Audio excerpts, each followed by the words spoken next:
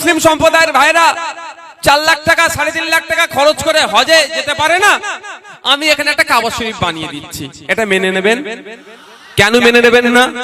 ওটাও কাবা শরীফ, এটাও কাবা শরীফ তৈরি। উড়িষ্যার যে জগন্নাথ মন্দির আছে সেটা একটা ঐতিহ্যশালী, ঐতিহ্যবাহী, একটা ঐতিহাসিক এবং ওই জায়গার আলাদা একটা গুরুত্ব আছে।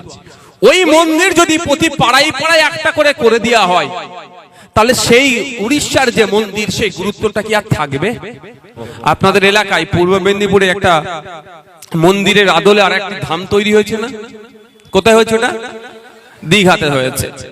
অনেকে অনেক কথা বলছে, আমার অবস্থান একটু ক্লিয়ার করতে চাই, আপনারা শুনবেন ভাই। প্রথম কথা, রাষ্ট্রের দায়িত্ব নয় মন্দির মসজিদ তৈরি করা, রাষ্ট্রের নির্দিষ্ট কোনো ধর্ম নয়, এটা হওয়া দরকার।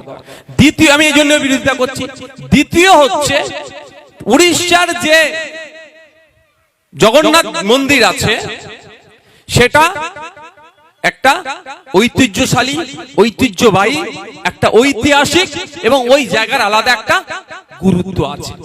ওই মন্দির যদি প্রতি পাড়ায় পাড়ায় একটা করে দেওয়া হয়, তাহলে সেই উড়িষ্যার যে মন্দির সেই গুরুত্বটা কি আর থাকবে? আমি উদাহরণের জন্য বলছি, আর আপনারা মাথায় ঢুকিয়ে রাখুন, আপনাদেরকে এর প্রতিবাদ করতে হবে। মমতা ব্যানার্জি নয়, তৃণমূলে যদি ইচ্ছা যায় মন্দির করবে, মসজিদ করবে, তার ব্যাপার। কিন্তু আমি জাস্ট বলছি আপনাদের, কি বলছে যে অনেক যুক্তি দিচ্ছে এরা, যে অনেকের আর্থিকভাবে স্বাবলম্বী নয়, ওই জন্য এতে যেতে পারে না, উড়িষ্যা যেতে পারে না, দীঘায় গিয়ে মন্দিরের কাজ মিটিয়ে নেবে। আপনি বলছি ধার্মিক হিসাবে আপনি আপনার মনকে একটা প্রশ্ন করুন তো, যারা মুসলিম সম্প্রদায়ের এখানে আছেন, মুসলিম সম্প্রদায়ের হজে যাওয়ার একটা ফরজ, তাই তো? এবার সবার কাছে টাকা থাকে না, যদিও বিত্তশালীদের জন্য হজটা ফরজ। তারপরেও বলছি, মমতা ব্যানার্জি যদি কালকে ঘোষণা করে যে আমি পশ্চিমবাংলার মুসলমানদের জন্য খুবই চিন্তিত, এত চিন্তিত রাতে ঘুমোতে পারেন না, উনি ঘুমোতে পারেন না একদম আপনাদের জন্য যারা মুসলিম এখানে আছে, তো এত চিন্তিত মুসলিম সম্প্রদায়ের ভাইরা 4 লাখ টাকা 3.5 লাখ টাকা খরচ করে হজে যেতে পারে না, আমি এখানে একটা কাবা শরীফ বানিয়ে দিচ্ছি, এটা মেনে নেবেন? কেন মেনে নেবেন না? ওটাও কাবা শরীফ, এটাও কাবা শরীফ তৈরি করবে। ভাই কেন মানবেন না?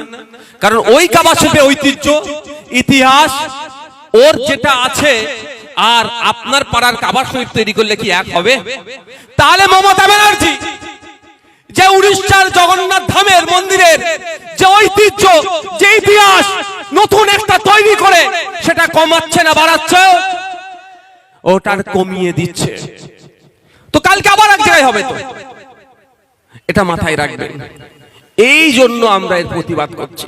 আপনি যদি মনে করেন এটা হিন্দুদের ব্যাপার, হিন্দুরা না, হিন্দু মুসলমানের ব্যাপার নয়, এটা নাগরিক, সচেতন নাগরিকের ব্যাপার। যে আপনার মন্দির করার ইচ্ছে গিয়েছে, আপনি আপনার মাইনের টাকা দিয়ে মন্দির করুন, কিন্তু ওর আদলে করা মানেই যে ঐতিহ্য, যে লেগেসি, যেটা আছে পরম্পরা, তাতে আঘাত পড়ছে।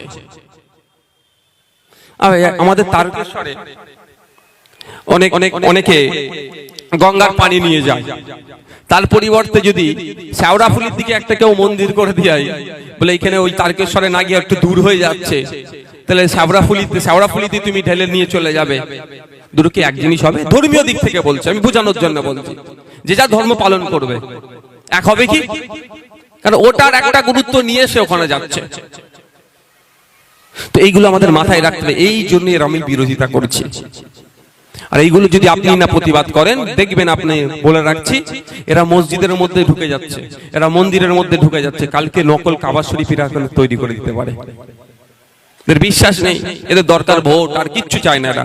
ভোট পেলে আপনার জন্য সব করবে, আর না ভোট পেলে আপনাকে 2004-05 দিকে কি বলেছিল, ঘুষপেটিয়া, পার্লামেন্টে কাগজ ছুঁড়ে মেরেছিল সিএনআরসি করার জন্য এই মমতা ব্যানার্জি। তখন আপনারা ভোট দিতেন না, তখন আপনারা ভোট কাকে দিতেন? বামফ্রন্টদের দিতেন। ওই জন্য তখন হয়ে গেছিলেন আপনারা ঘুষপেটিয়া। এখন ভোট দিচ্ছেন বলে এখন আপনি ওনার সোনার ছেলে হয়েছেন, কালকে যদি ভোট দেওয়া বন্ধ করে দেন আবার দেখবেন ঘুষপেটিয়া হয়ে যাবেন। তাহলে ভোটের জন্য আপনার সাথে সম্পর্ক রাখছে, কিন্তু আপনি আপনার প্রতিবেশী রাম কাকার সাথে, আপনি আপনার প্রতিবেশী রহিম চাচার সাথে সম্পর্কটা কি ভোটের?